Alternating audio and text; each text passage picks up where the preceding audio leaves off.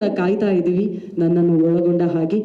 Martin ಯಾವ ರೀತಿಯಾಗಿ ಪ್ರಪಂಚದಾದ್ಯಂತ ಸಿನಿ ಪ್ರೇಮಿಗಳ ಮನಸ್ಸನ್ನ ದೋಚುತ್ತೆ ಅನ್ನೋದಕ್ಕೆ ಸ್ವಲ್ಪ ದಿನಗಳಷ್ಟೇ ಬಾಕಿ. ಅಕ್ಟೋಬರ್ 11 ನಮ್ಮ ಮಾರ್ಟಿನ್ ನಿಮ್ಮ ಮುಂದೆ ಬರುತ್ತೆ. ಹಾಗಾದ್ರೆ ಈ ಇಂಟರ್ನ್ಯಾಷನಲ್ ಪ್ರೆಸ್ ಮೀಟ್ ಬಗ್ಗೆ ಮಾತನಾಡೋದಕ್ಕೆ, ಮಾರ್ಟಿನ್ನ ಬಹಳಷ್ಟು ವಿಶೇಷತೆಗಳ ಬಗ್ಗೆ ಮಾತನಾಡೋದಕ್ಕೆ ನಮ್ಮೊಂದಿಗೆ ಮಾರ್ಟಿನ್ನ ಇಡೀ ಚಿತ್ರತಂಡ ಇದೆ. ಹಾಗಾಗಿ ಅವರನ್ನ ಮೊದಲಿಗೆ ವೇದಿಕೆ ಮೇಲೆ ಕರೆಯುವಂತಹ ಸಮಯ.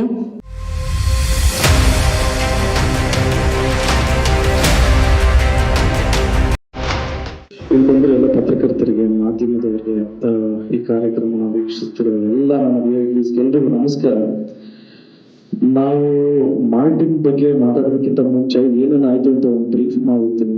ಫಸ್ಟ್ ವೋಟಿಂಗ್ ಅಂತ ಸ್ಟಾರ್ಟ್ ಮಾಡ್ತೀವಿ, ಯಾವ ಕಂಟೆಂಟ್ ರಿಲೀಸ್ ಮಾಡ್ಬೇಕು ಅಂತ ಅನ್ಕೊಂಡ್ರೆ. ಸೊ ನಾವು ಆಪ್ಷನ್ ಕೊಡ್ತೀವಿ. ಸೊ 62 ಲಕ್ಷ ಜನ ನಮ್ಗೆ ವೋಟ್ ಬಂತು. ಸೊ ಅದೇನು ಸರಿಸುಮಾರು 28,60,000 ಟ್ರೈಲರ್ ಬಂತು. ಸೊ ಈಗ ನಮ್ಮ ಟ್ರೈಲರ್ ಆಗ್ತದೆ ಈಗ.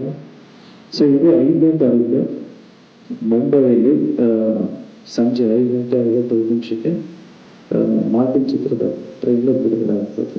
ಈ ನಮ್ಮ ತಂಡದಿಂದ ಇದೊಂದು ನಿರ್ಧಾರ, ನಾವು ಈ ಕಂಟೆಂಟನ್ನ ಕ್ರಿಯೇಟ್ ಮಾಡಿರೋದನ್ನ ಪ್ರತಿಯೊಂದು ದೇಶದವ್ರಿಗೆ ತಲುಪಿಸ್ಬೇಕು ಅನ್ನೋ ಒಂದು ನಿಟ್ಟಿನಲ್ಲಿ ಯೋಚನೆ ಮಾಡಿ ಇದೊಂದು ಇಂಟರ್ನ್ಯಾಷನಲ್ ಪ್ರೆಸ್ ಮೀಟ್ನ ಆರ್ಗನೈಸ್ ಮಾಡಿದ್ವಿ. ಈಗಾಗಲೇ ನೀವು ಹೇಳಿದಂಗೆ ಆಗಸ್ಟ್ 5ನೇ ತಾರೀಕು ಸಾಯಂಕಾಲ ಅಲ್ಲಿ ಒಂದು ಇಂಟರ್ನ್ಯಾಷನಲ್ ಪ್ರೆಸ್ ಮೀಟ್ ನಡೆಯುತ್ತೆ. ಸೊ ಅದರ ಮುಖಾಂತರ ಇದು ಪ್ರಪಂಚಾದ್ಯಂತ ಜನರಿಗೆ ಮುಟ್ಟಿಸೋ ಪ್ರಯತ್ನ.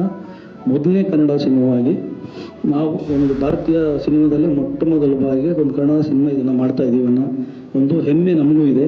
ಇಡೀ ತಂಡ ಅದಕ್ಕೆ ತುಂಬಾ ಶ್ರಮಪಟ್ಟು ಇದನ್ನು ಮಾಡೋದಕ್ಕೆ ಎಲ್ಲರೂ ನಮ್ಮ ಟೀಮ್ ತುಂಬ ಶ್ರಮದಿಂದ ನಾವು ಇದನ್ನು ಅಚೀವ್ ಮಾಡಬೇಕು ಅಂತ ಹೆಚ್ಚು ಕಮ್ಮಿ ಒಂದೂವರೆ ತಿಂಗಳಿಂದ ಈ ನಿಟ್ಟಿನಲ್ಲಿ ಕೆಲಸ ಮಾಡಿದ್ದಾರೆ. ಮಾಡ್ತಿದ್ದೀವಿ, ಸ್ವಲ್ಪ ಸ್ವಲ್ಪ ಬರ್ತೆ. But I don't want to do any make any mistake while speaking wrong Kannada. That would be disrespectful. So I choose to speak in English and so